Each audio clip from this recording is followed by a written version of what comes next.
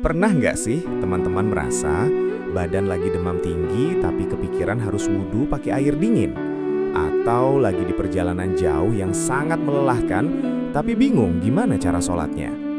Di momen-momen seperti itu mungkin pernah terbesit pertanyaan, kok rasanya berat ya? Apakah agama memang dirancang untuk menyulitkan pemeluknya? Jawabannya, tentu tidak. Islam adalah agama yang sangat realistis dan manusiawi. Solusi atas kegelisahan itu terangkum indah dalam sebuah kaidah fikih yang sangat populer, Al-Masyaqqah Tajlibu At-Taisir. Bab 1. Definisi Al-Masyaqqah Tajlibu At-Taisir. Mari kita bedah definisinya. Secara bahasa, Al-Masyaqqah artinya kesulitan atau kepayahan, sedangkan At-Taisir artinya kemudahan. Jadi, secara istilah, kaidah ini bermakna kesulitan itu menarik kemudahan. Maksudnya apa? Artinya, syariat Islam itu punya sifat fleksibel. Ketika kondisi normal berubah menjadi sulit, sempit, atau darurat, maka hukum yang tadinya ketat akan melunak memberikan jalan keluar. Ini adalah bukti nyata bahwa Islam itu rahmatan lil alamin. Allah menurunkan aturan bukan untuk menyiksa atau membuat kita menderita. Justru sebaliknya, syariat hadir untuk menjaga kemaslahatan kita. Saat kita mampu, kita taat. Saat kita lemah, Allah beri keringanan. Bab 2. Landasan dalil atau fondasi Qur'ani dan Nabawi.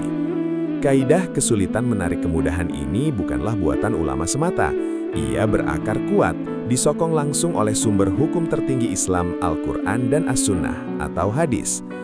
Dalil utama yang menjadi poros kaidah ini datang dari firman Allah dalam surah Al-Baqarah ayat 185.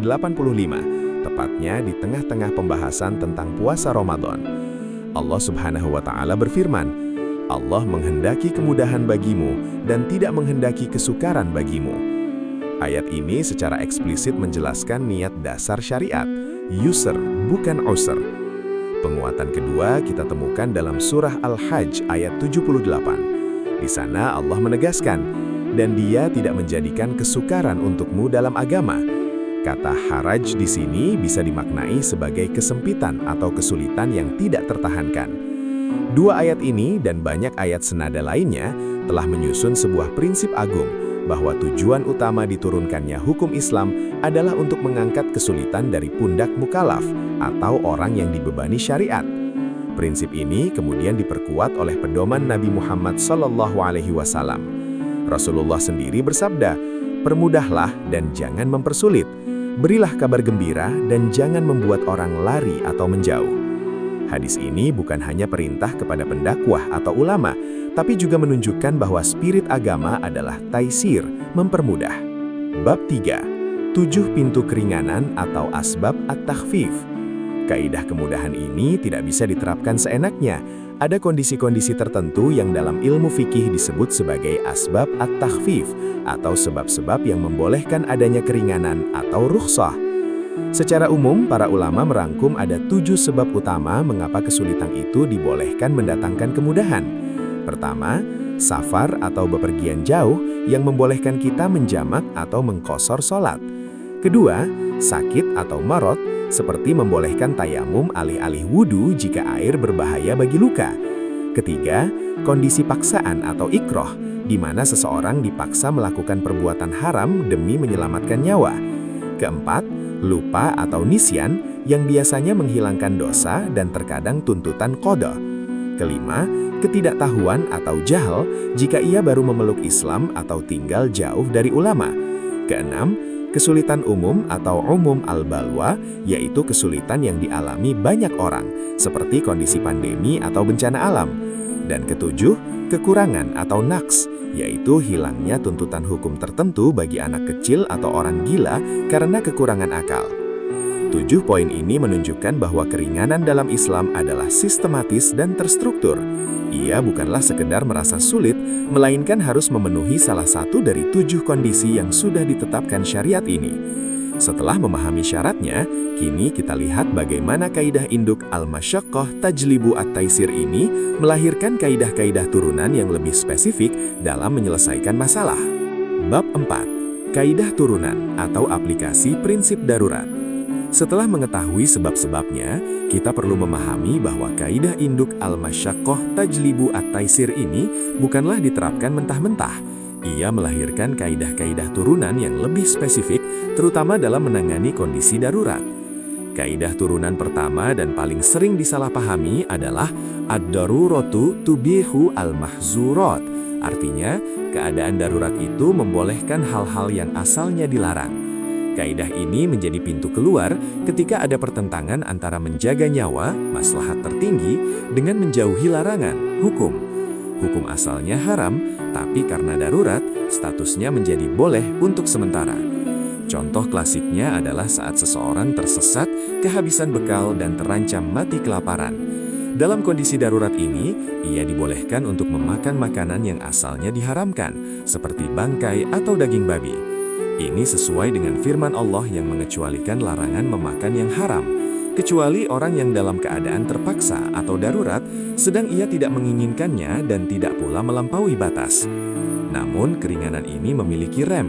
Inilah yang melahirkan kaidah turunan kedua, yaitu ad-daruratu tuqaddaru biqadariha. Artinya, keadaan darurat itu diukur menurut kadar kebutuhannya.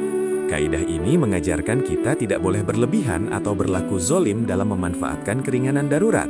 Keringanan hanya berlaku sebatas kesulitan itu ada.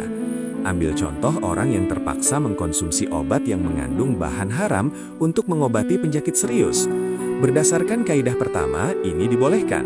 Tetapi berdasarkan kaidah kedua, ia hanya boleh meminumnya sekadar dosis yang dibutuhkan untuk sembuh.